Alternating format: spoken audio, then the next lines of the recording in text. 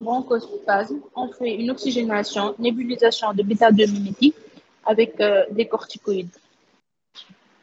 Si on a une atteinte gastrique, antisécrétoire, par voie IV, parfois intraveineuse ou par prise orale. Comme examen complémentaire, on peut réaliser un ionogramme sanguin. On aura une hypernatrémie dans les formes sévères. On peut faire les gaz du sang. On aura une acidose métabolique, une hyperchlorémique. À l'hémogramme, on fait un hémogramme pour apprécier le retentissement. On fait l'endoscopie osogastrique entre les 12 et 24 heures post-ingestion pour évaluer l'atteinte du tractus digestif. L'endoscopie ORL et trachéobronche doit être discutée à la phase initiale. Comme autre examen complémentaire, on a l'imagerie avec la radio pulmonaire qui est systématique dans les formes graves. On peut avoir un pneumomédiastin, des signes d'OAP lésionnel, emphysème sous-cutané ou un épanchement pleural, sinon la perforation œsophagienne. On peut aussi réaliser un abdomen sans préparation. On aura un iléus et une dilatation gastrique, rarement un pneumopéritoine. On passe à la classification endoscopique de Zargar. Au stade 0, c'est normal. Au stade 1, on a un érythème simple, des pétéchies, des œdèmes. Au stade 2, on a des ulcérations muqueuses. 2A, ces ulcérations sont superficielles. On a des fausses membranes, on a une hémorragie. Au stade 2B, ces ulcérations sont creusantes et confluentes. Au stade 3, on a une nécrose. 3A, la nécrose, elle est focale, elle est non circonférentielle. Au stade 3B, elle est diffuse, elle est circonférentielle. Donc, au stade 4, on a une perforation.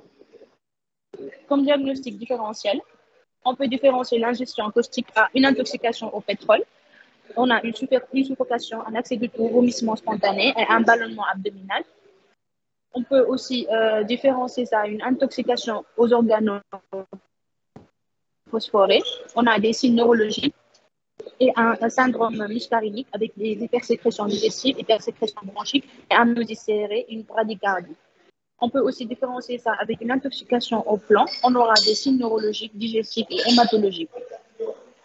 On passe au diagnostic étiologique. Donc, les produits caustiques sont des acides, ils peuvent être des acides forts, des bases fortes et des oxydants.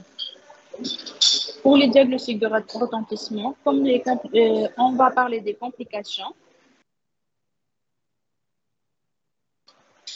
Les complications immédiates, on a un état de choc. On peut avoir un état de choc, des brûlures graves, fuite plasmatique considérable avec formation d'un troisième secteur. Il est aggravé par les troubles hydroélectrolytiques et les hémorragies de grande abondance.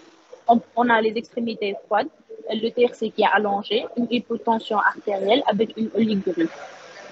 On peut aussi avoir des troubles respiratoires, on a une détresse respiratoire, une acidose métabolique avec la respiration qui est ample, qui est prolongée, des œdèmes laryngés, on a un risque d'asphyxie dans ce cas.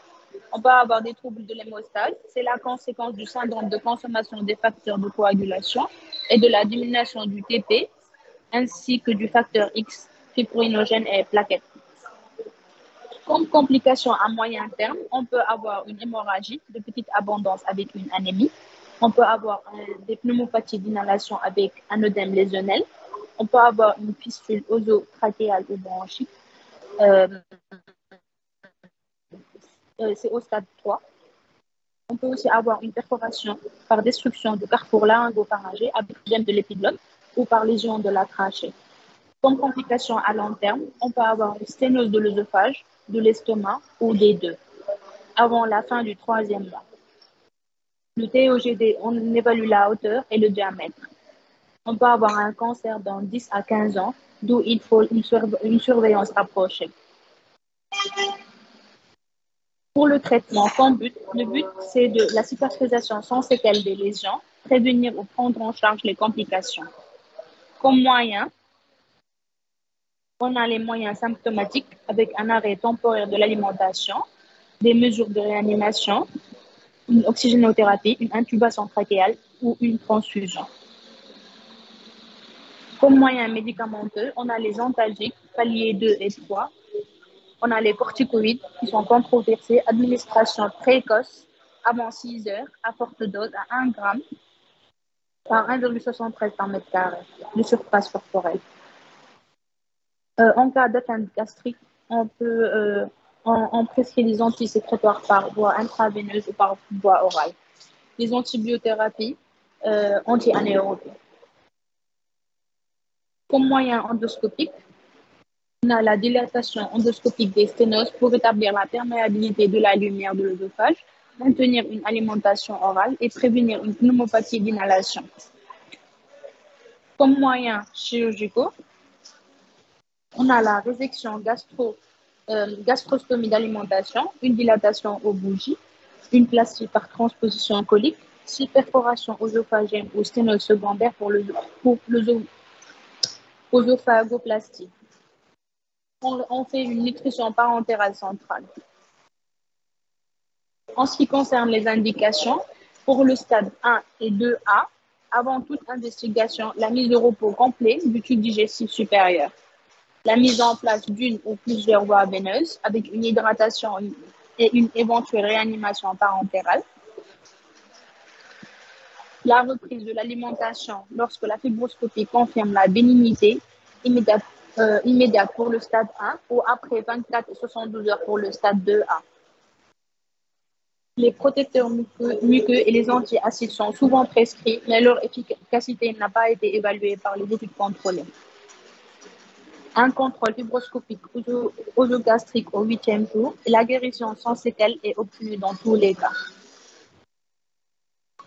En ce qui concerne les stades 2B et 3A, toujours une mise au repos complète du tube digestif qui est continue sous une nutrition parentérale.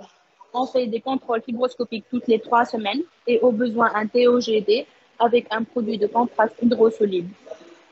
Dans 70 à 80% des cas, la cicatrisation œsophagienne et ou gastrique dans un délai de 3 semaines à 2 mois. On a une reprise progressive de l'alimentation orale. On réalise des contrôles cliniques fibroscopiques et radiographiques, d'abord mensuels, puis espacés, qui seront répétés jusqu'à un recul de 1 an.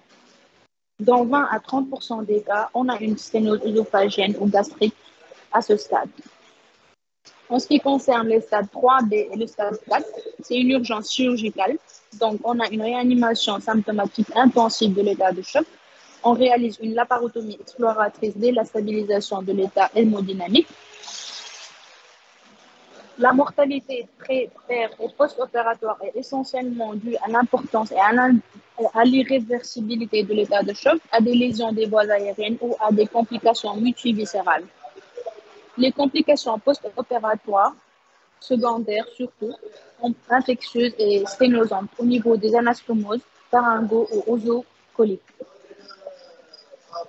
Comme mesure préventive, il y a la généralisation du conditionnement monodose, mise en place de bouchons de sécurité sur les flacons des produits caustiques, lecture des notices et respect des consignes, utilisation de moyens de protection, stockage des produits hors de la portée des personnes à risque, mise en garde contre le déconditionnement ou le transvasement des produits dangereux. Comme conclusion, l'analyse des circonstances de l'intoxication, la connaissance du produit toxique du produit et bien sûr l'examen du patient permettent de déterminer la gravité de l'ingestion. La réalisation d'un examen endoscopique immédiat est impérative dans la plupart des cas, de même qu'une prise en charge coordonnée et prolongée des sténoses qui représentent le principal risque de l'intoxication par les produits toxiques. Je vous remercie.